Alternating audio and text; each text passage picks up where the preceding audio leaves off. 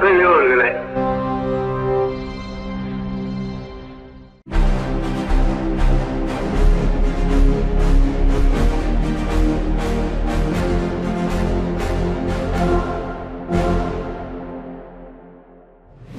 அனைவருக்கும் வணக்கம்.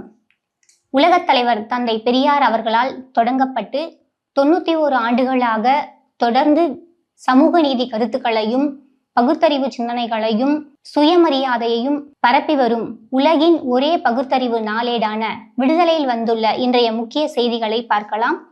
சட்ட விதிகளையும் மரபுகளையும் மீறி ஆளுநர் அவையிலிருந்து வெளியேறி சென்றிருக்கின்றார். தொடர்ந்து விதிமுறைகளையும் மரபுகளையும் ஆளுநர் மீறி வருகிறார்.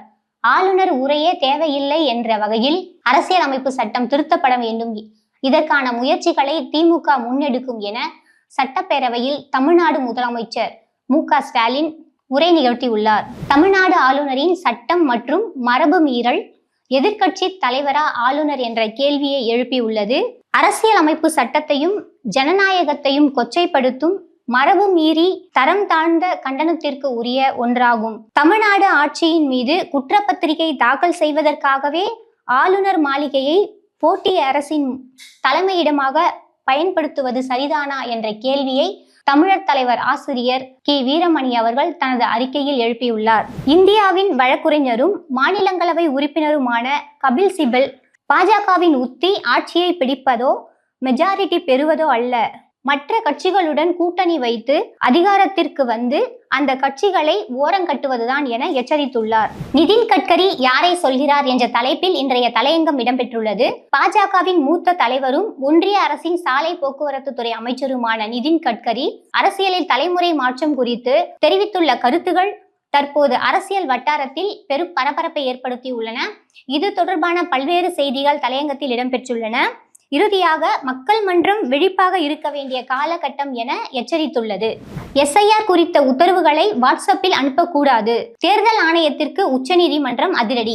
விமான பயணத்தின் கட்டணத்தை அளவுக்கு மீறி உயர்த்தும் நிறுவனங்களின் அடாவடியை கட்டுப்படுத்த உச்சநீதிமன்றம் களத்தில் இறங்கியது மக்களை சுரண்டும் போக்கு இது என கண்டனம் தெரிவித்துள்ளது. பெரு நிறுவனங்களுக்கு சாதகமாக பாஜக மௌன கலாச்சாரத்தை வளர்க்கிறது. இந்த நாட்டில் அனைவரும் மௌனமாக இருக்க வேண்டும் என்றும் ஒரு சில பெரிய நிறுவனங்கள் மட்டுமே செழித்து தேசத்தின் முழு சொத்துக்களையும் கட்டுப்படுத்த வேண்டும் என்றும் பாஜக விரும்புகிறது என ராகுல் காந்தி தனது பேச்சில் தெரிவித்துள்ளார். திறந்த நிலை பள்ளிகளில் பயின்று தேர்ச்சி பெற்ற மாணவர்களும் பிஃபார்ம், டிஃபார்ம், ஃபார்ம் டி ஆகிய படிப்புகளில் சேரலாம் என இந்திய மருந்தியல் கவுன்சில் தெரிவித்துள்ளது. மேட்டூர் அணையிலிருந்து காவிரி டெல்டா பாசனத்திற்கு கடந்த சில நாட்களாக வினாடிக்கு 1000 கன அடி நீர் வீதம் தண்ணீர் திறந்து விடப்பட்டு வந்தது. தற்போது பாசன பகுதிகளில் தண்ணீர் தேவை அதிகரித்துள்ளது. ஈரானிய நாணயமான ரியால் அமெரிக்க டாலருக்கு எதிராக மிக மோசமான வீழ்ச்சியை சந்தித்தது. டிசம்பர் 28 அன்று ஒரு அமெரிக்க டாலருக்கு நிகரான ரியால் மதிப்பு 1.42 மில்லியனாக விழுந்தது. சென்னை கோவளத்தில் மாமல்லன் நீர்த்தேக்கம் அமைக்கும் பணிக்கு அடிக்கல் நாட்டி தொடங்கி வைத்தார் முதலமைச்சர் மு.க. ஸ்டாலின். அண்ணா அன்று பத்த வைத்த அறிவுத்தி இன்று வரை கொழுந்துவிட்டு எரிகிறது, அதனால்தான் தீ பரவட்டும் என்று சொன்னால் இன்று சிலர் பயந்து நடுங்குகிறார்கள் என்று சென்னை புத்தக கண்காட்சியில் பாபாசி விருதுகளை வழங்கி துணை முதலமைச்சர் உதயநிதி ஸ்டாலின் பேசியுள்ளார்.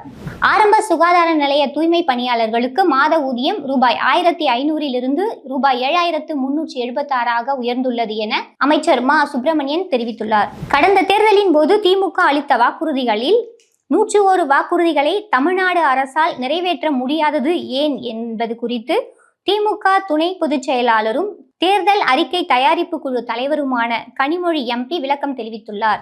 பிஜேபி உலக தமிழ் சங்கத்தின் சார்பாக மலேசிய நாட்டில் உள்ள 6 தமிழ் பள்ளிகளுக்கு திருவள்ளுவர் சிலைகளை அனுப்பும் விழா சென்னையில் நடைபெற்றது. மணிப்பூர் இனக்கலவரத்தின் போது கடத்தப்பட்டு கூட்டு பாலியல் வன்கொடுமைக்கு ஆளாக்கப்பட்ட குக்கி சமூகத்தை சேர்ந்த 18 வயது இளம்பெண் நீண்ட நாள் உடல்நலக் குறைவால் உயிரிழந்தார். வஞ்சிக்கப்படும் ஒசூர் விமான நிலைய திட்டத்தை மீண்டும் நிராகரித்தது ஒன்றிய பிஜேபி அரசு.